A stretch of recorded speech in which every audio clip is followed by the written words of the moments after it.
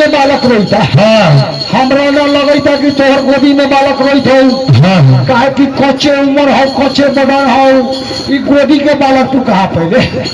ओ बाबा हाँ रउआ पता नहीं थे ना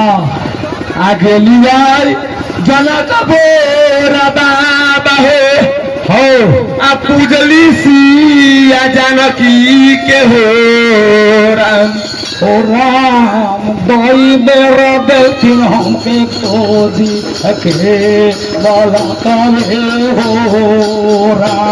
हो राम दाई मेरा देलन हमारा गोरी के बाला करे हो राम दाई मेरा देखिन हमें गोदी के बालक हो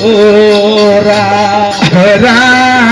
दाई बेटा देलन हमारा गोरी के बाला करे सासू तो हर घर ही जोगिया गे ननदो तो